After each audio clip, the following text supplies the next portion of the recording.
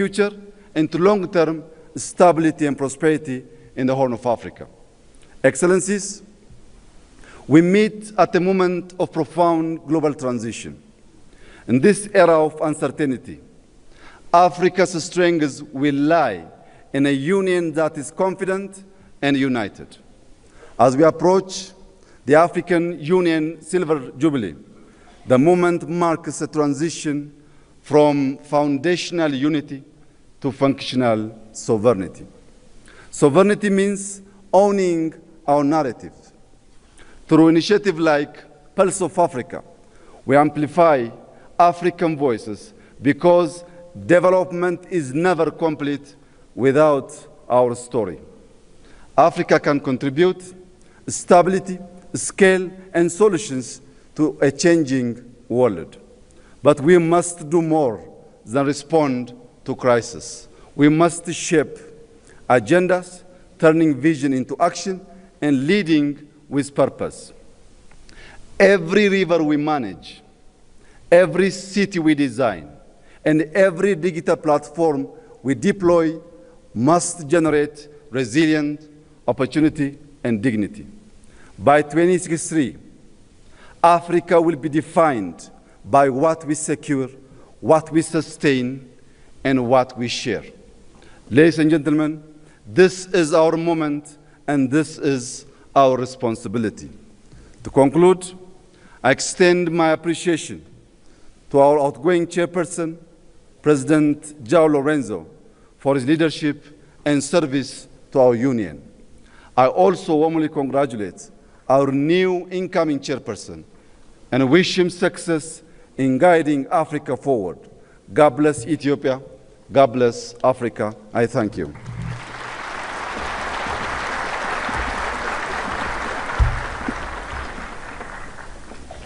Merci beaucoup, Excellence.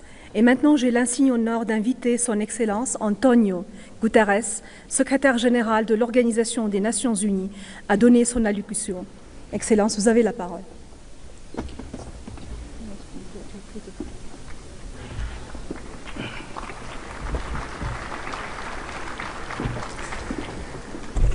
Presidente João Lourenço da República de Angola e Chairperson da União Africana, distinguished heads of state and government, Chairperson Mahmoud Yusuf of the Commission of the African Union, Excellencies, ladies and gentlemen.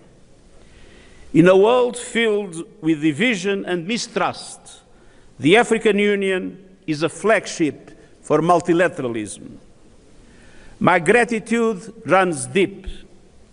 I will carry with me always the unwavering, decisive support of the African group in the UN on issue after issue, initiative after initiative, in the shared struggle for justice and equality.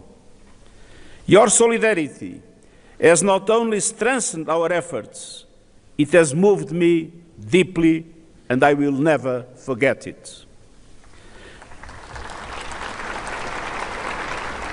From day one of my mandate, we forged the UN partnership with the African Union rooted in respect, constant dialogue, and unwavering solidarity. Over the last decade, our cooperation has reached new heights. Joint frameworks on peace and security, sustainable development, and human rights. Collaboration during COVID-19, important new partnerships, and the landmark adoption of Security Council Resolution 2719, creating a pathway for predictable funding for AU-led peace support operations. We have been honored to support AU priorities, from silencing the guns to the African Humanitarian Agency to the promotion of inclusive political transitions. And we have stood with Africa as you lead global demands for justice, confronting the legacy of slavery and colonialism, including your call for reparatory justice frameworks, championing the Sustainable Development Goals, driving climate ambition, and strengthening multilateralism for the 21st century through the reforms of the global financial architecture and, at long last, the UN Security Council. The absence of permanent African seats in the Security Council is indefensible. This is 2026, not 1946. Whatever decisions about Africa and the world are on the table, Africa must be at the table.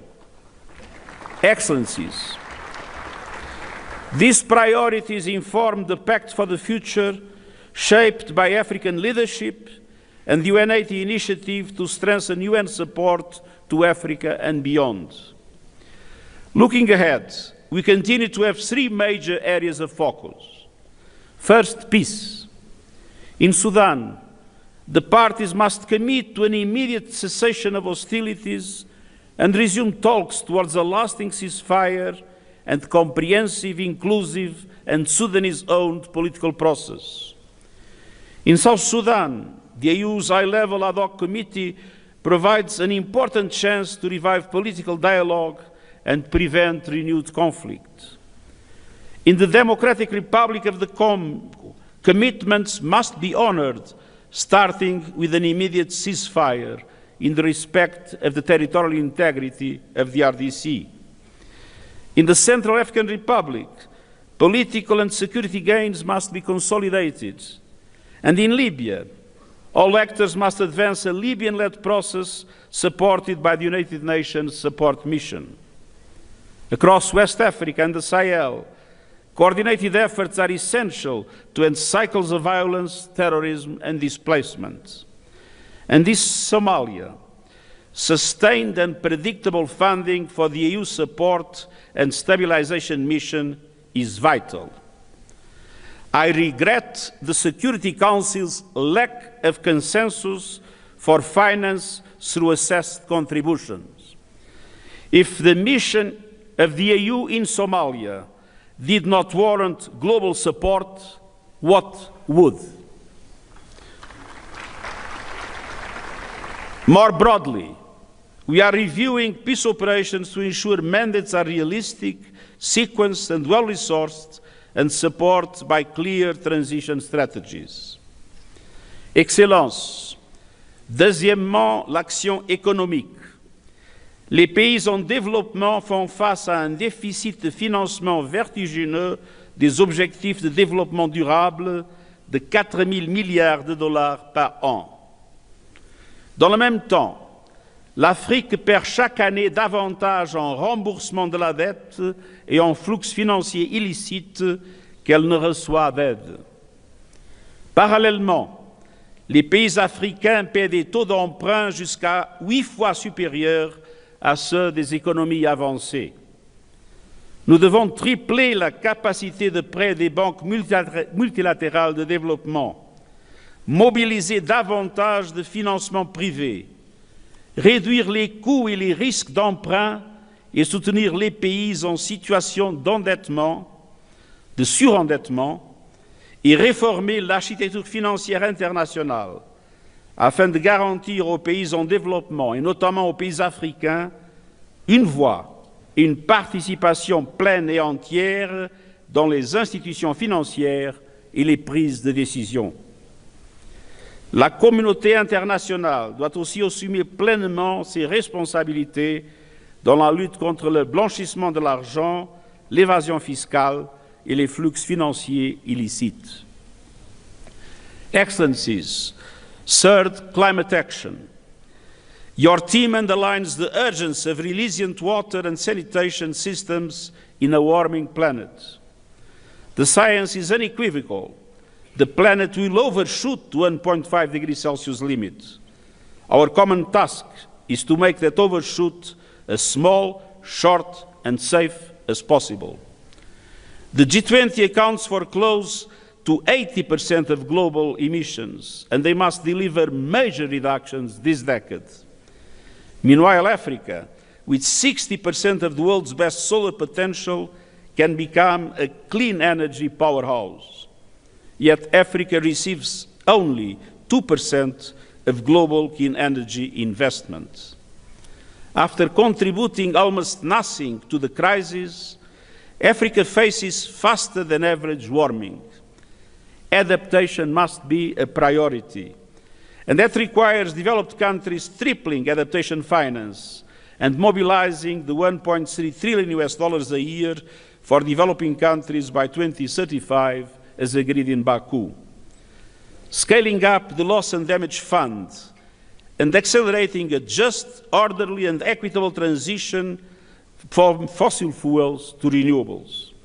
Expanding early warning systems and ensuring African countries benefit first and fully from their critical minerals through fair, sustainable value chains and manufacturing, in line with the recommendations of the UN panel on critical energy transition minerals. No more exploitation, no more plundering. The people of Africa must benefit from the resources of Africa. Excellencies, your leadership and solidarity have shaped my mission as Secretary-General every step of the way. Let's keep going, strengthening our partnership for peace, sustainable development and human rights for Africa and our world. And allow me a final observation. Some have described my presence here as a farewell. It's not true. I can guarantee that until the last moment of my mandate, Africa will be the priority #1 of the UN in all its activities. And that the partnership between the African Union and the UN will be our deepest strategic partnership.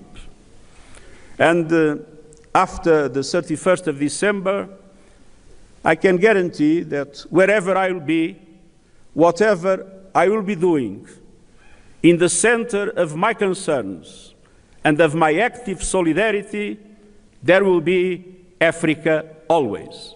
Africa sempre.